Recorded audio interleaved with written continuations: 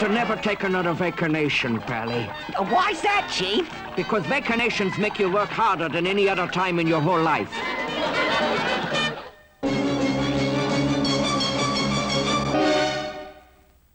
This week's review of the arts world has just started on BBC2 and includes the first ever interview with Lucian Freud, filmed during the hanging of his retrospective exhibition at London's Hayward Gallery. Here on 1 in 25 minutes, the Antiques Roadshow takes us to Glasgow, after this week's edition of Facts.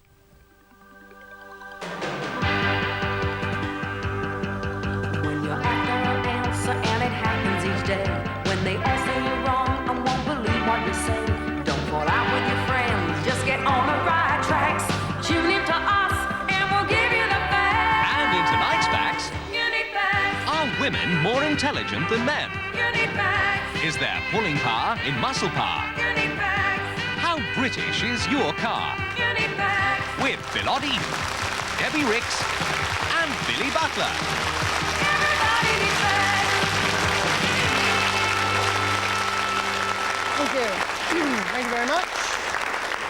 Thank you very much, and welcome to Facts for Sunday, the 7th of February. Now, today, in 1964, the Beatles arrived in America for the first time to be greeted by 10,000 screaming fans. Here's just a few of them. And 2 days later, they appeared on the Ed Sullivan television show, which was watched by 73 million people. And so involved and intrigued was American youth that during the programme, not one major crime was committed by a teenager in the whole of America. All you need is love. And today, in 1301, the title of first English Prince of Wales was conferred on the baby Edward of Carnarvon, who later became King Edward II. The current Prince of Wales, Prince Charles, is the 21st prince to hold the title. And it's happy birthday today to Dora Bryan, whose only hit record was All I Want for Christmas is a Beetle. She's 64. Alan Lancaster from Status Quo is a rocking 39. And Gareth Hunt, the ex-Avenger, is 45.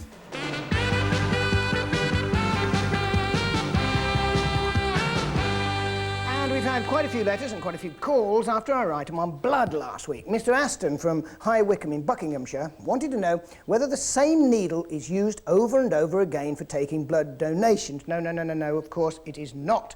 Nowadays, all the equipment used for taking blood is disposable. The bags used for collecting the blood come in a little pack with their own sterile needle, and when you take the anemia test before you give blood, the needle is replaced for each and every patient. Quite safe. And Mrs. B. Epstein from Eastbourne rang to ask why you have to wait 6 months after an operation before you can give blood. Well, the reason is it takes time for the blood to get back to normal after the trauma of an operation, even a minor one. And with some operations, you have to wait even longer, 2 years after a spleen operation. And lastly, Mr. Norris from Twickenham rang to ask how blood is treated to stop the transmission of AIDS. Well, all donations are in fact tested for AIDS, and the only time the test could be termed inaccurate is if the donor has picked up the virus in the previous 6 weeks. However, all blood is heat treated as a matter of course, and this kills the virus anyway. And after our item about perfume, Mrs. Edna Catamole of New Longton near Preston asks what happened to perfumed cards. Here they are. These were used to scent drawers in the early 1900s and were distributed by the post office after payment of a subscription, and the proceeds went to charity. Unfortunately, the cards lost their scent very quickly and they went out of fashion in the late 1930s. And it was also said that lots of postmen got into trouble when they went home smelling of perfume. Come on, move that camera. Actually, no, it's not surprising that we have to suffer every rush hour traffic jams when you consider that there are 19 million cars on the road, which is why I prefer driving in a studio, actually. The British motor industry actually produces 5,500 vehicles per day, and it provides over 1.5 million jobs in this country. We are also the world's 3rd largest producer of vehicle parts, 19 million per day to be exact. Well, William Bibby from Frodsham in Warrington asks, how long does it take to assemble a car? Well, please step into the showroom, good sir, and take a butcher's at this.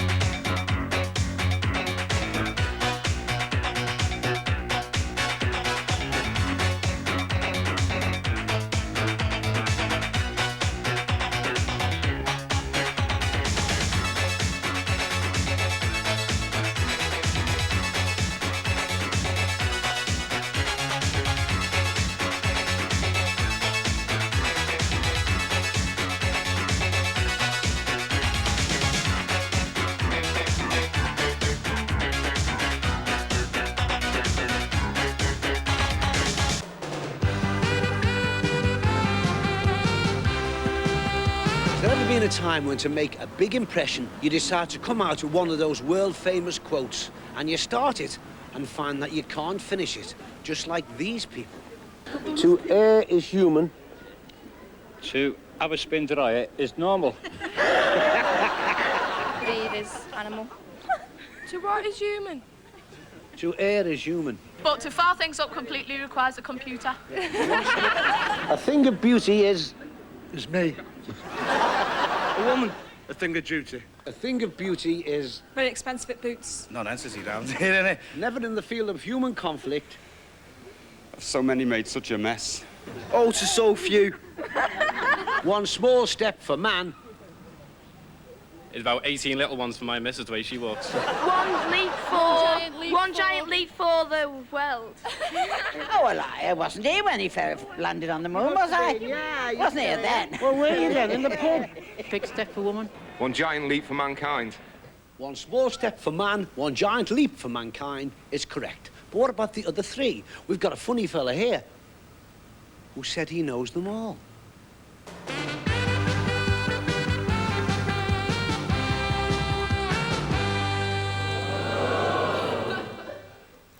We've had a letter from George Rawcliffe of Blackpool who asks, do women have a higher IQ than men? Well, of course we do.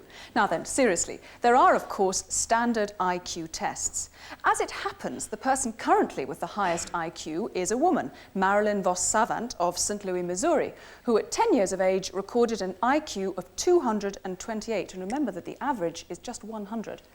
However, there is no absolute answer because it depends on how the test is set. Women are more likely to do better at verbal reasoning tests, and men are more likely to do better at numerical tests. Now, for example, this is the kind of question used in an IQ or intelligence quotient test. But even if you got the answer correct, it will really only tell you how good or bad you are at IQ tests. It won't tell you whether you can apply your intelligence. Now, these days, tests are generally used by employers to find out specific things. For example, this one here tests your spatial awareness, or in fact, your ability to see things in 3 dimensions. It's used as an aid in the selection of draftsmen, packers, or pattern cutters.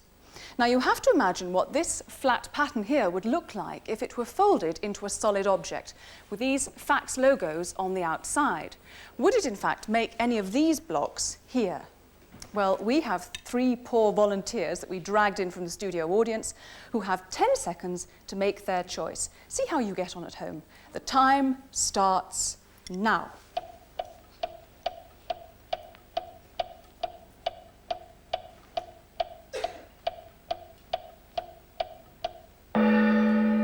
Time's up. Right, now then, let's see how the 3 of you got on. Let me ask you at the end, first of all, what did you make of it? Which one do you think is the... Number 4.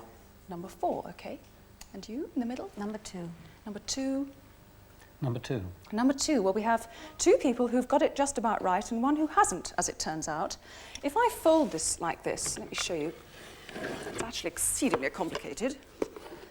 It makes a box, and as you can see, it matches number 2. It also matches, if I can get it right, number 3. It doesn't match number 1 because, in fact, you see it has fax logos adjoining each other, and as you can, if you look at the original, it's impossible for these 2 faxes to adjoin each other. So that's how you tell, and number 4 is also impossible. So I'm afraid, sir, you were wrong and you 2 were right. I wonder how you got on at home. Perhaps you write in and let us know. Now, this is just one type of test. Before the show started, I took part in another test. It's called the self-directed search, and it finds out whether you're doing the right job. Now, I have with me here Liz Taylor, who has marked my test. This is the form I had to fill in. You can see it's quite long. Now, can you tell me, first of all, Liz, what exactly is the test? How does it work? Well, what it does, it asks you to ask about over 200 questions, answer them, and then the answers are divided into 5 sections. For example? Well, your daydreams, what you might like to do in an ideal world, or what activities you think you're good at. Well, now, see, that last one is a good example of a problem that struck me when I was doing the test.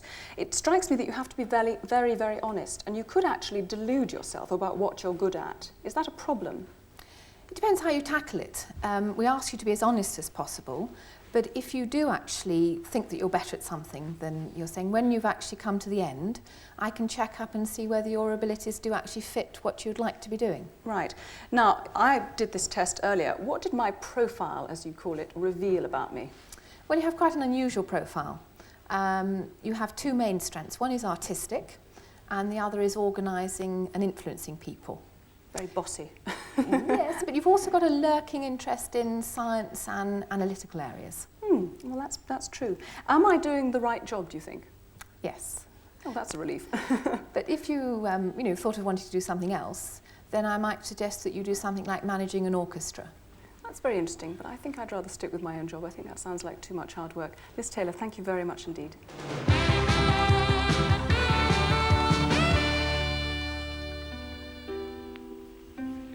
This is Wirramina Station, 20,000 square kilometres of scrubland and bush, an average-sized farm in Australia. Wide open and tranquil it might be, but it's a lonely life when your only companions are 32,000 sheep.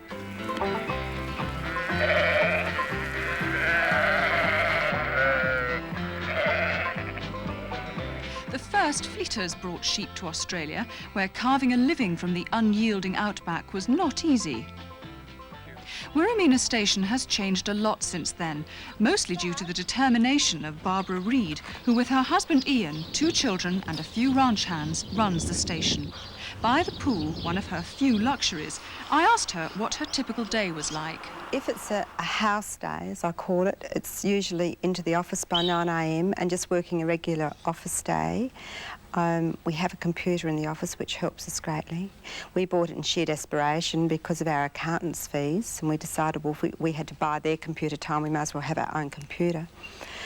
And we use that for all office work, for stock work, for water work, for record keeping, and what have you, right across the board.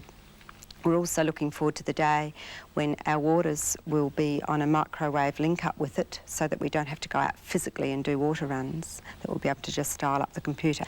A water run is when one takes off in a motorbike or in a vehicle and goes out and checks the tanks, the troughs, and one makes sure that the windmills are pumping, that the stock have plenty of water and that the troughs are clean.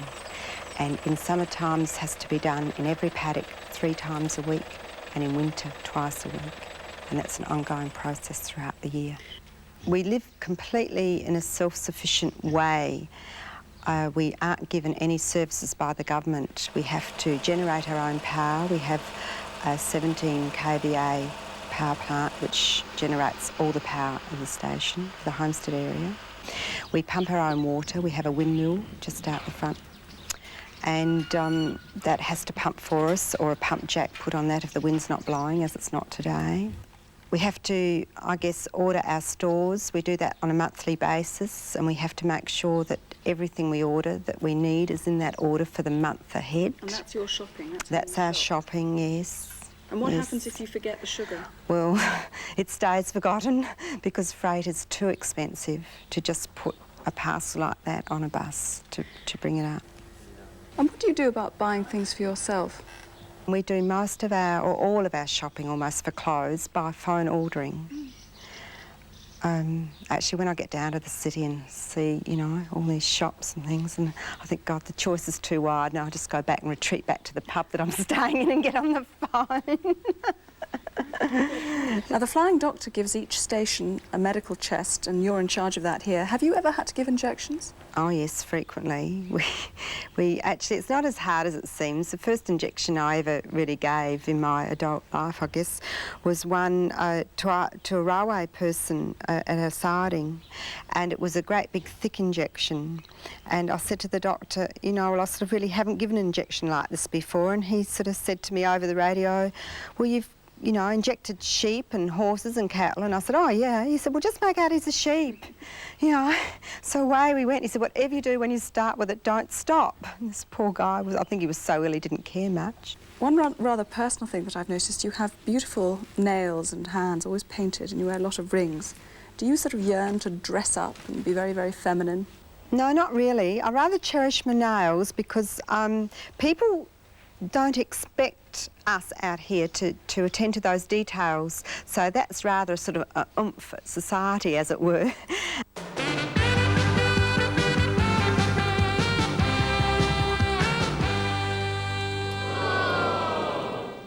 Don't knock the robins, that's what I say. Tracy Gear from Ilfracombe in North Devon, that's not her behind, and Joanna Gould from Poole in Dorset want to know more about moles and beauty spots. Now, we mean this kind of mole that goes there, because a mole is in fact a small, often slightly raised, dark brownish area of skin where melanocytes, which are the cells that give skin its colour, gather more densely than normal. Got that? They can be hereditary, but doctors don't know exactly why they occur.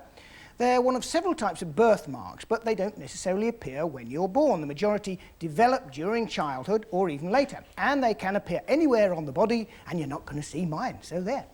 A beauty spot is actually exactly the same thing. It is, in fact, a mole, but when it's on the face, it is called a beauty spot. Debbie? For a long time, moles have been regarded as things of beauty, and particularly during the late 17th century when it became very fashionable either to have a mole of your own or to make one. Now, imitation moles, or patches as they were called, came in a variety of shapes and sizes and were worn as decoration by both women and men, and often several patches at the same time. Rumour has it, though, that they were actually invented to hide pimples. In the days of Louis XV of France, the placing of the patches on the face also became significant. So back to those days with Mademoiselle Debbie. A patch at the corner of the eye indicated passion. One in the centre of the cheek suggested gaiety and flirtatiousness. On the nose, it was for, sauciness.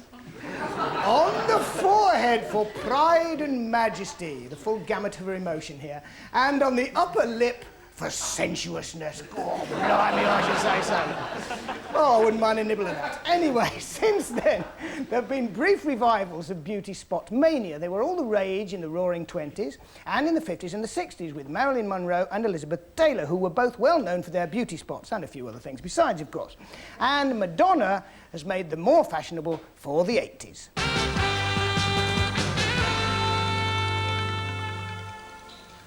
Have you noticed these days that men who look like real men are back in fashion?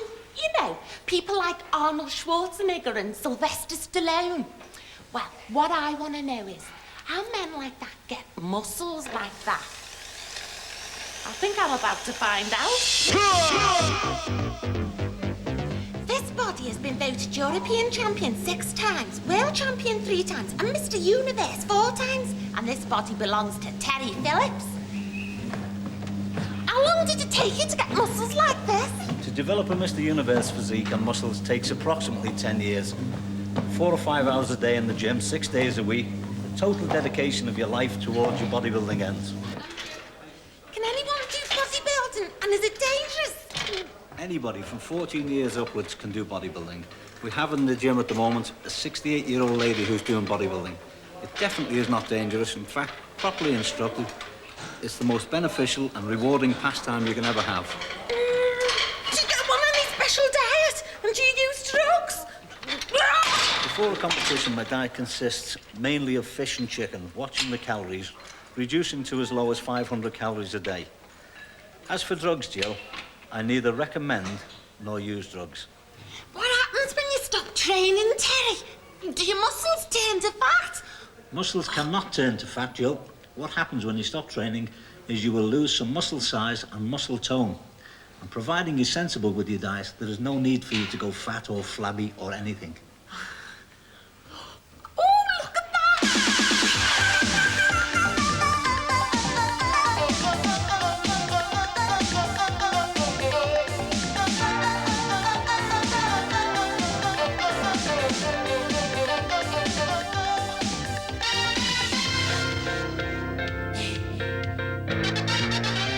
People generally like to do bodybuilding because of the health benefits, the fitness, the benefits of being fit, of improving their appearance, their confidence and everything else. But primarily, it's the reason anybody does anything, self-satisfaction. Do fellas fancy you looking like that? Well, I've never had any problems so far. Why'd you do it? I mean, were you bullied at school? No, I used to do all the bullying at school. Do you think it's feminine? Of course I think it's feminine. Don't you think I look feminine? I mean, feminine shot putters, feminine javelin throwers, they're all women. I've had a lovely time here. But I'll tell you what, I think I'll stick to these muscles.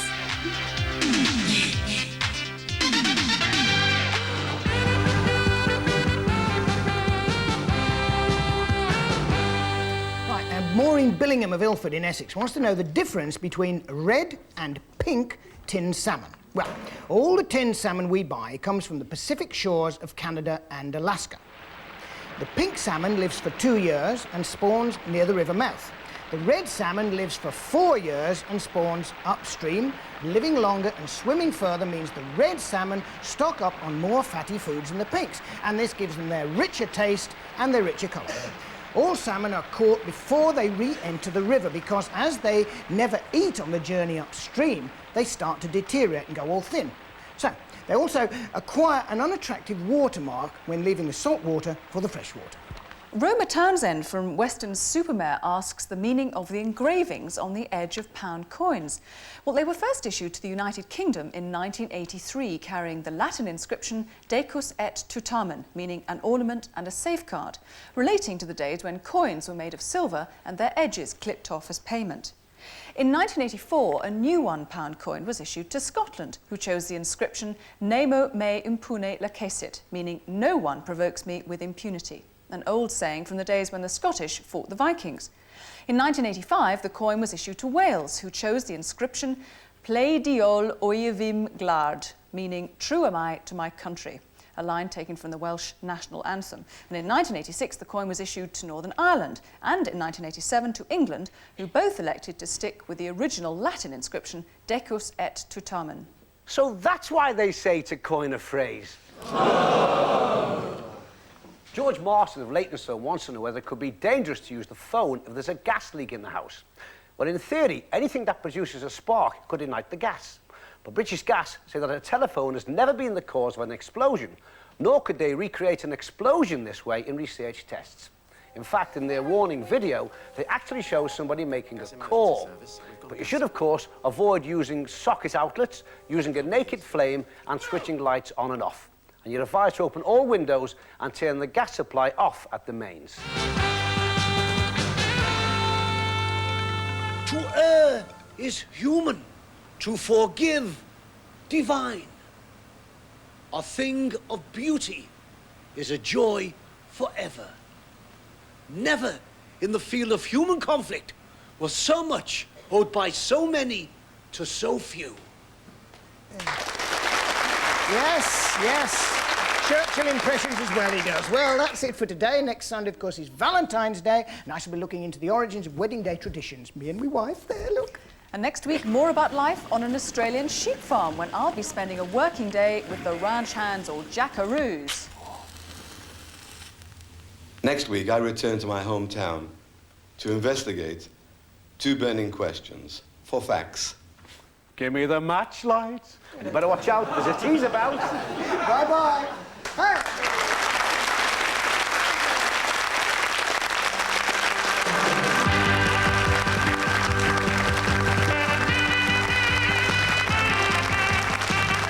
If you have any comments on tonight's programme, or do you have a question you want Fax to answer, then write to Bill Oddie, Fax, BBC TV, Box 173, Manchester M60 1FA. Or call our fax line on 061 814 3222.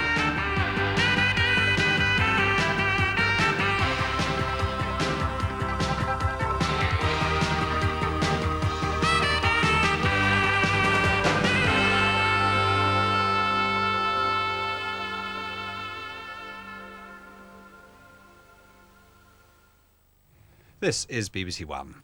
Moving straight on now to another show where expert knowledge is in great demand, the Antiques Roadshow.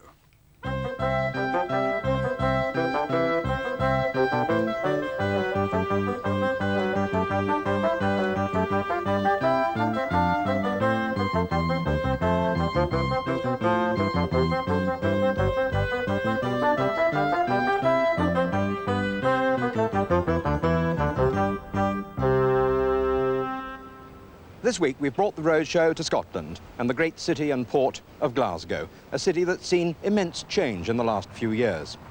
Much of the wealth and prosperity of Glasgow, so evident in the imposing buildings of the city centre, was based on two main industries, the making of steel and, from that steel, building ships. But both of those industries went through a dramatic decline in the 70s and early 80s. And nowhere is there more evidence of that than here on the banks of the Clyde. This really used to be one vast shipyard. It was here that they built the great transatlantic liners, the Lusitania, the Queen Mary, the Queen Elizabeth. And they built for the Royal Navy too. Our last battleship, the Vanguard, and the ill-fated HMS Hood were both Clydeside ships. But now, most of those great shipyards have gone, and there's more rebuilding and restoration going on in Glasgow than anywhere else we've been to recently. This, for instance, used to be the old Prince's Dock, and it's now being transformed into the 120-acre site of the 1988 Glasgow Garden Festival, planned as a major boost to the city's tourist industry. And that industry has become very important, doubling in size in the last few years. And over there is the old Queen's Dock, where they've constructed the Scottish Exhibition Centre. And that's where we've set up our Antiques Roadshow cameras today. And among our experts this week on pottery and porcelain, we have Henry Sandon and Sebastian Pearson, who expect to be very busy, so they're joined by Gordon Lang and Lars Tharp. Our picture experts this week are David Collins and Stephen Somerville. Looking out for interesting pieces of silver, we have Peter Waldron. And casting their eyes over a variety of collector's items, Hilary Kay and John Bly. Well, very attractive.